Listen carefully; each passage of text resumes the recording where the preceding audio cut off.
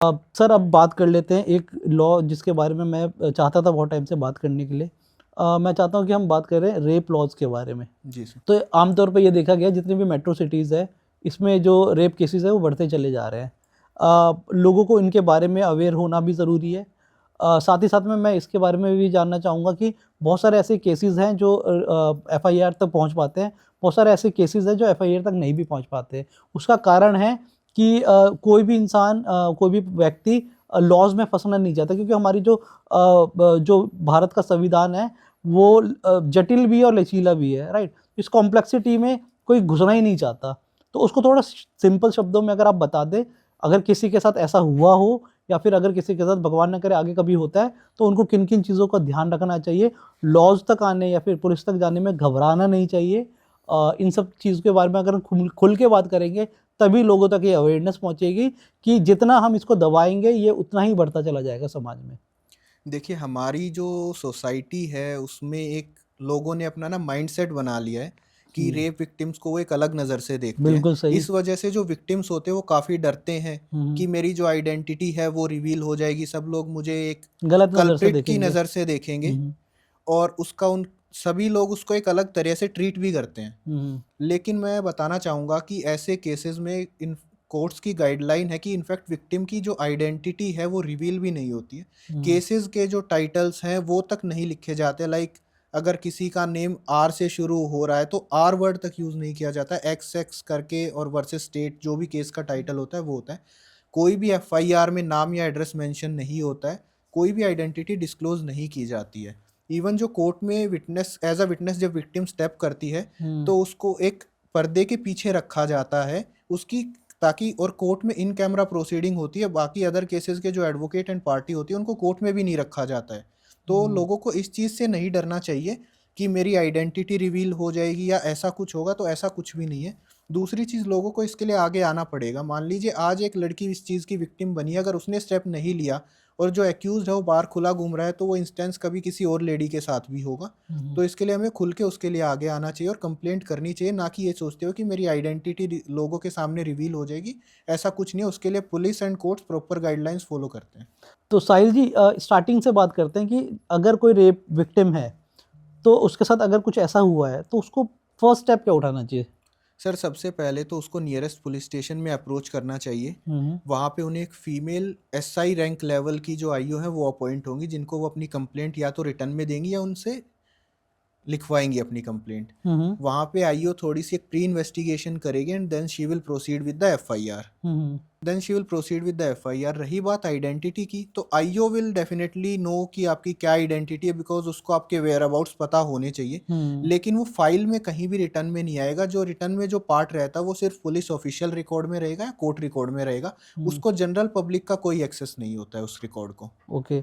और medical examine के लिए भी आईओ लेकर जाएंगे या फिर? यस, बिल्कुल बाकायदा इसमें जो फीमेल आईओ अपॉइंट होती है वो ही मेडिकल एग्जामिनेशन के लिए विक्टिम को लेकर जाती हैं। और जो मेडिकल रिपोर्ट्स है वो भी police file and court file का रिकॉर्ड होती है, जिनका एक्सेस पब्लिक को नहीं होता है। अच्छा, अब मैं ये जानना चाहता हूँ कि ऐसा ना हो कि मेडिकल रिपोर्ट टेम्पर्ड हो जाए, तो जब रेप हुआ है और तब तक मेडिकल रिपोर्ट नहीं आ जाती, तब तक किन किन बातों का ध्यान रखना चाहिए ताकि कोई भी ऐसी सबूत है जो फिर मिटे ना? देखिए, सबसे पहले तो जैसे ही कोई ऐसा इंस्टेंस होता है तुरंत या पुलिस स्टेशन जाए, या आप चाहें तो डायरेक्ट किसी गवर्नमेंट हॉस्पिटल में चले जाए या प्राइवेट में भी। वहाँ पे इनफैक्ट जो डॉक्टर या स्टाफ होता है वो भी खुद पुलिस को कॉल कर देते हैं और डॉक्टर्स उसकी एमएलसी प्रिपेयर करते हैं। तो जितना जल्दी आपकी एमएलसी प्रिपेयर होगी, एंड मैं कहूँ कि एटलीस्ट आपको 24 घंटे के अंदर अपना मेडिकल करा लेना चाहिए, ताकि मेडिकल रिपोर्ट में सारी चीज़ें क्लियर आ जाएँ।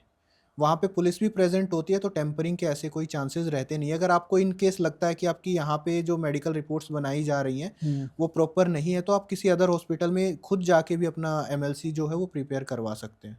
राइट।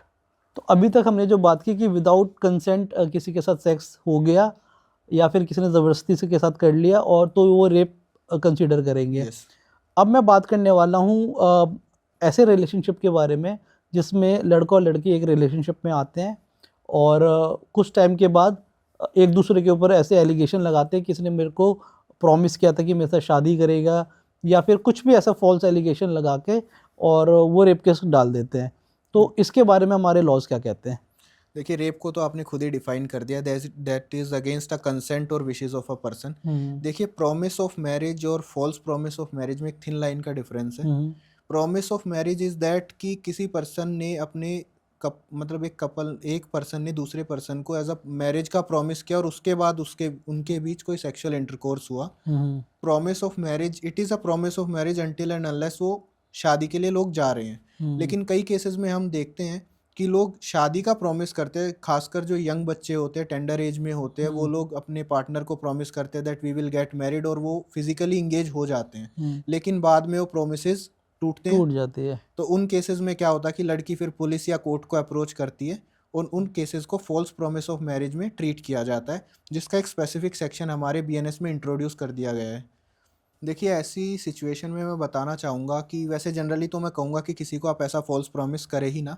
केसेस ऐसे भी होते हैं जहाँ पे प्रॉमिस जेन्युइन होता है, लेकिन बाद में सिचुएशन या कंडीशन ऐसी हो जाती है कि वो उस प्रॉमिस को लड़का या लड़की फुलफिल नहीं कर पाते।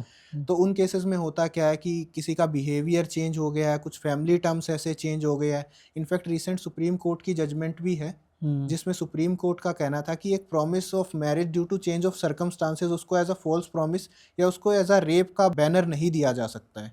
तो वहाँ पे कोर्ट का कहना था कि इनिशियल स्टेज पे जो था वो प्रॉमिस ऑफ मैरिज वो बिल्कुल ठीक था, बाद में due to change of circumstances and change of behaviour of the other person वो प्रॉमिस जो है वो फुलफिल नहीं हो पाया, तो उसको एज अ रेप या फॉल्स प्रॉमिस ऑफ मैरिज हम कंसीडर करेंगे ही नहीं। तो साहिल जी, आपका कीमती समय देने के लिए धन्यवाद। आपने बहुत सारे कॉम्प्लेक्स टॉपिक को बहुत ही सिंपल शब्दों में हमारे दर्शकों तक पहुंचा दिया, तो इसके लिए धन्यवाद। और आशा और उम्मीद करता हूं कि इसी तरीके के ज़बरदस्त पॉडकास्ट हम और करते रहेंगे आपके साथ। बहुत सारे ऐसे टॉपिक है जिसके बारे में मैं बात करना चाहता हूँ, जिसके बारे में दर्शक जानना चाहते हैं, तो ज़रूर से ज़रूर दोबारा एक और पॉडकास्ट ज़रूर करेंगे और बहुत सारे पॉडकास्ट करेंगे, राइट। तो दोस्तों, ये थे साहिल राणा जी, एडवोकेट साहिल राणा जी। और आप में से कोई भी ऐसा व्यक्ति है जो किसी ऐसी परिस्थिति से गुजर रहा है जिसमें आप चाहते हैं कि साहिल सर की किसी तरीके की मदद लेना, तो मैं इनकी जो डिटेल्स है अपने डिस्क्रिप्शन में ज़रूर से ज़रूर मेंशन कर दूंगा। और इसी तरीके के लीगल नॉलेज वाले पॉडकास्ट अगर आप एंजॉय करते हैं तो हमारे चैनल को ज़रूर सब्सक्राइब करें और फिर कमेंट बॉक्स में ये ज़रूर मेंशन कर दें कि नेक्स्ट पॉडकास्ट आप किस टॉपिक पे चाहते हो। तब तक के लिए tata bye bye, take care.